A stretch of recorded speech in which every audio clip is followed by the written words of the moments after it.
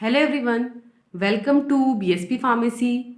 I am Nikita Gupta, and as we started our subject Medicinal Chemistry Unit 1 Chapter number 6. जैसा कि हमने start किया था हमारा सब्जेक्ट मेडिसिनल केमिस्ट्री और इसकी फर्स्ट यूनिट को हम डिस्कस कर रहे थे, जिसमें हमने देखा कि किस तरीके से किसी ड्रग कंपाउंड की जो फिजिकल और केमिकल प्रॉपर्टीज़ हैं वो अल्टीमेटली उसके बायोलॉजिकल एक्शंस के लिए डिटर्मिनेंट होती हैं, यानी कि उसके बायोलॉजिकल एक्शंस को जो उसकी एक्टिविटीज़ होती हैं उनको डिटरमाइन करती हैं। तो इसके अंदर अभी तक हमने देखा कि यहाँ पर solubility, partition coefficient, hydrogen bonding, complexation या चिलेशन, ड्रग का आयनाइजेशन और रेडॉक्स पोटेंशियल एक ड्रग की फार्माकोलॉजिकल या थेराप्यूटिक एक्शंस में किस तरीके से रोल प्ले करता है। तो इसी के अंदर हम फर्दर कंटिन्यू करेंगे और नेक्स्ट डिस्कस करेंगे कुछ और प्रॉपर्टीज। तो स्टार्ट करते हैं। नेक्स्ट प्रॉपर्टी है हमारे पास सरफेस एक्टिविटी। देखो, सरफेस एक्टिविटी मतलब कि किसी भी कंपाउंड जो है वो उसकी सरफेस पर किस तरीके की एक्टिविटी शो करता है उसको बोलते हैं सरफेक्टिविटी, और इसको जो शो करते हैं उसको बोलते हैं सरफेक्टेंट। ठीक है, तो surfactant is defined as a material that can reduce the surface tension at a low concentration। क्या बोल रहे हैं कि सरफेस एक्टिविटी किसके थ्रू शो की जाती है? सरफेक्टेंट के थ्रू। और सरफेक्टेंट क्या होते हैं?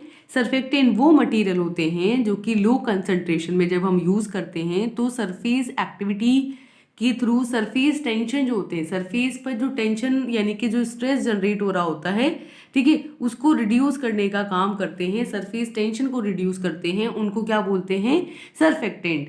These surface active agents affect the drug absorption which depends upon first chemical nature of a surfactant and second is concentration. कि ये जो सरफेस एक्टिव एजेंट होते हैं या जो सरफेक्टेंट होते हैं, इनकी जो सरफेस एक्टिविटी होती है वो अल्टीमेटली ड्रग के अब्जॉर्प्शन को अफेक्ट करती है। यानी कि ये जो सरफेक्टेंट होते हैं ना, इनकी एक्टिविटी पर बेस्ड होता है कि ड्रग किस तरीके से अब्जॉर्ब होगी। ठीक है, तो ये दो फैक्टर्स पर डिपेंड करता है। एक तो ये कि सरफेक्टेंट जो है उसका केमिकली नेचर कैसा है, और सेकेंड है कि वो कितनी कंसंट्रेशन में यहाँ पे प्रेजेंट है। ठीक है, पहला तो ये हो गया कि इस पर्टिकुलर सरफेक्टेंट का केमिकल नेचर किस तरीके का है, और दूसरा कितने कंसंट्रेशन में, कितने अमाउंट में आप इनको यूज कर रहे हो। ठीक है, so at a low concentration of surfactant enhance the rate of absorption, whereas in the higher concentration of surfactant reduces the rate of absorption। कि जब हम इन सरफेक्टेंट की लो कंसंट्रेशन में हम यूज करते हैं, ठीक है, इनकी कंसंट्रेशन जब कम होती है तो उसकी वजह से क्या होगा? Enhance the rate of absorption. Come concentration में तो रेट ऑफ अब्जॉर्प्शन को ये क्या करेंगे? बढ़ा देंगे, इनहांस कर देंगे, जबकि in a higher concentration of a surfactant reduces the rate of absorption. ध्यान दो, लो कंसंट्रेशन में तो क्या कर रहे हैं? अब्जॉर्प्शन को बढ़ा रहे हैं, जबकि हायर कंसंट्रेशन में रेट ऑफ अब्जॉर्प्शन को क्या कर रहे हैं? रिड्यूस कर रहे हैं, कम कर रहे हैं। तो यहाँ पर कंसंट्रेशन का काफी इंपॉर्टेंट रोल है। लो कंसंट्रेशन रही तो अब्जॉर्प्शन ज़्यादा होगा, और हायर कंसंट्रेशन रही तो अब्जॉर्प्शन कम होगा। तो इस तरीके से यहाँ पर किसी भी सरफेक्टेंट की जो कंसंट्रेशन है वो इम्पॉर्टेंट रोल प्ले करती है। ठीक है, नेक्स्ट है इसकी इम्पॉर्टेंस या यूजेस, कि भाई ये जो सरफेक्टेंट है वो किस तरीके से यूजफुल हो सकते हैं, क्या क्या इनकी यूजफुल एक्टिविटीज देखने को मिलती हैं। तो यहाँ पर है कि the antihelminthic activity of hexanol. ठीक है, जैसे कि मान लो कि हमारी एक ड्रग है, ठीक है, दैट इज हेक्साइल रेसर्सिनॉल।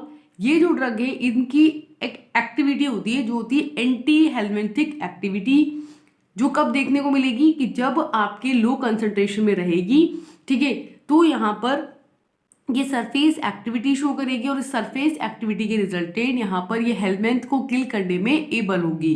यानी कि सरफेक्टेंट एक्टिविटी की वजह से ये जो ड्रग है हेक्साइल रेसर्सिनोल, ये हेलमेंथ को किल कर देगी और एंटी हेलमेंथिक एक्टिविटी शो करेगी।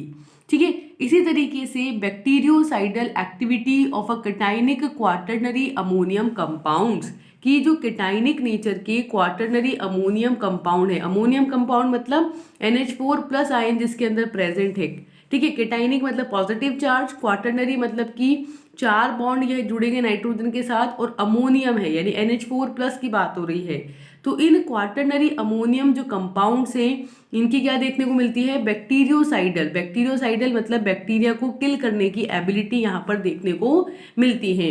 जब भी साइडल वर्ड सुनो तो साइडल मतलब कि सुसाइड, सुसाइड मतलब कि किलिंग एक्शन की यहाँ पर बात हो रही है। ठीक है, तो यहाँ पर जो केटाइनिक क्वाटरनरी अमोनियम कंपाउंड्स हैं उनकी बैक्टीरियोसाइडल एक्टिविटी देखने को मिलती है।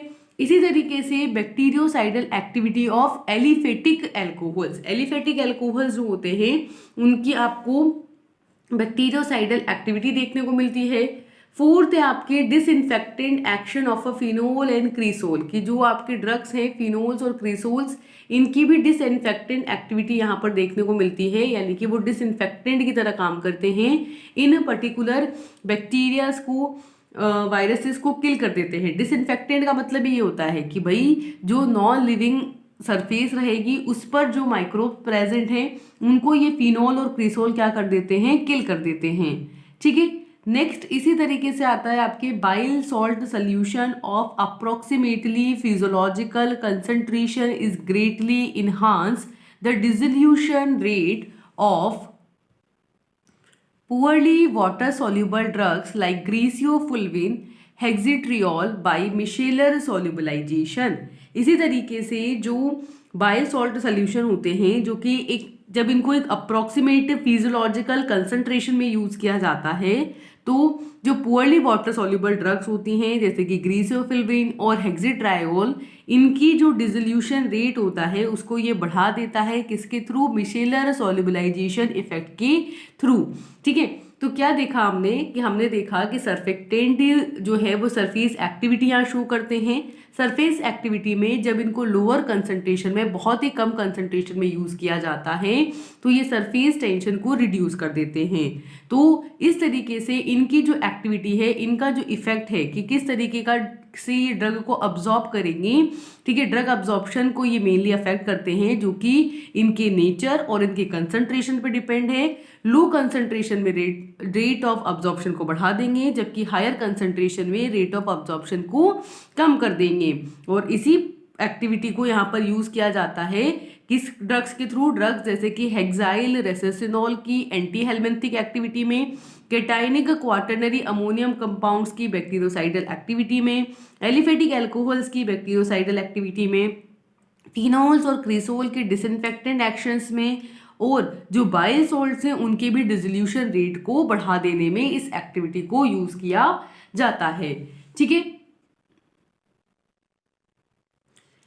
इसी तरीके के इंफॉर्मेटिव कंटेंट के लिए आप जुड़ सकते हैं बीएसपी फार्मेसी के साथ और डाउनलोड कर सकते हैं प्ले स्टोर से बीएसपी फार्मेसी ऑफिशियल ऐप, जहां पर आपको डिफरेंट कोर्सेज मिलते हैं जिसमें आपको टीचर्स का फुल गाइडेंस मिलता है सब्जेक्ट को फ्रॉम द स्टार्टिंग से एग्जाम डेट तक। यहाँ पर प्रॉपरली डिजिटल बोर्ड के थ्रू अच्छे से एक्सप्लेन करके समझाया जाता है, पढ़ाया जाता है। तो अभी डाउनलोड करें प्ले स्टोर से बीएसपी फार्मेसी ऑफिशियल ऐप।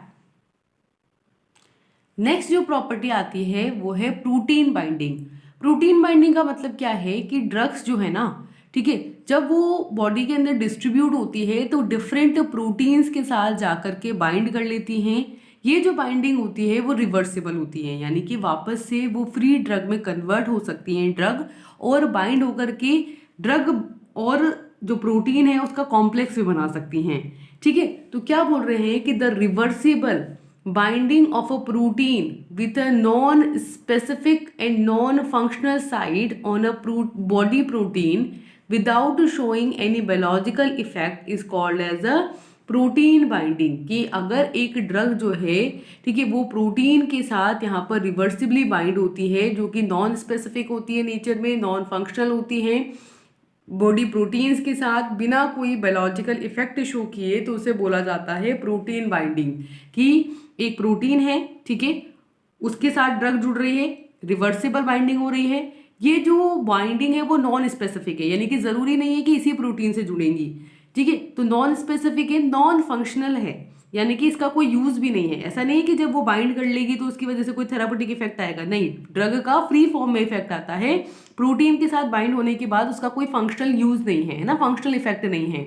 तो बॉडी प्रोटीन्स के साथ नॉन स्पेसिफिकली नॉन फंक्शनली जुड़ जाती है without showing any biological effect, कि कोई बायोलॉजिकल इफेक्ट भी नहीं आता। तो इस तरीके की बाइंडिंग को क्या बोला जाता है, प्रोटीन बाइंडिंग बोला जाता है। ठीक है, तो इस तरीके से क्या होता है यहाँ पर कि एक ड्रग होती है, ठीक है, ये जो ड्रग होती है प्रोटीन के साथ जुड़ करके ड्रग प्रोटीन कॉम्प्लेक्स यहाँ पर बना लेती है। ठीक है, अब depending on the drug it is a weak or a strong acid base or neutral, it can bind to single blood protein, to multiple proteins such as serum albumin, acid glycoproteins और lipoprotein। तो अब यहाँ पर drug के nature के ऊपर dependent है कि भाई वो वीक एसिड है, स्ट्रॉन्ग एसिड है, वीक बेस है, स्ट्रॉन्ग बेस है, या न्यूट्रल नेचर की है ना। तो उसके उस नेचर के ऊपर बेस्ड है कि वो सिंगल ब्लड प्रोटीन के साथ बाइंड करेंगी या मल्टीपल यानी एक से ज्यादा प्रोटीन्स के साथ बाइंड करेंगी। जैसा ड्रग का नेचर होगा उस हिसाब से वो उतने सारे प्रोटीन के साथ जुड़ सकती हैं। ठीक है, अब कौन कौन से प्रोटीन्स यहाँ पर होते हैं, तो प्रोटीन्स के अंदर होता है जैसे कि सीरम एल्बुमिन, एसिड ग्लाइकोप्रोटीन्स और लिपोप्रोटीन्स। तो इस तरीके के प्रोटीन्स जो है वो बॉडी में पाए जाते हैं जिनके साथ ड्रग जो है वो बाइंड हो सकती हैं। ठीक है, The most significant protein involved in the binding of a drug is albumin, which comprises more than half of the blood protein। और सबसे ज़्यादा जो significant यानी कि useful प्रोटीन है जो कि ड्रग की बाइंडिंग के अंदर इन्वॉल्व होता है ना, वो है आपके एल्बुमिन प्रोटीन, जो कि ब्लड प्रोटीन्स का, टोटल ब्लड प्रोटीन्स का मोर देन हाफ होता है, यानी आधे से भी ज़्यादा होता है। ठीक है, तो क्या कह रहे हैं कि एक ड्रग जो है उसका अलग अलग टाइप का नेचर होता है, वो एसिड भी हो सकती है, बेस भी हो सकती है, न्यूट्रल भी हो सकती है, एक प्रोटीन से भी जुड़ सकती हैं, एक से ज़्यादा प्रोटीन से भी जुड़ सकती हैं। और यहाँ पर डिफरेंट प्रोटीन्स होते हैं जैसे कि सीरम एल्बुमिन, एसिड ग्लाइकोप्रोटीन और लिपोप्रोटीन। इसके अंदर जो सबसे ज़्यादा सिग्निफिकेंट या यूजफुल प्रोटीन है जो कि ड्रग के साथ बाइंड करता है वो है एल्बुमिन। ठीक है, क्यों है सिग्निफिकेंट, क्योंकि टोटल ब्लड प्रोटीन्स का आधे से भी ज़्यादा मोर देन हाफ जो है वो एल्बुमिन प्रोटीन बॉडी में पाया जाता है, इसीलिए इसके साथ बाइंड होने की ड्रग की टेंडेंसी भी ज़्यादा होती है। तो अब नेक्स्ट सवाल आता है कि ये प्रोटीन बाइंडिंग होती कैसे है।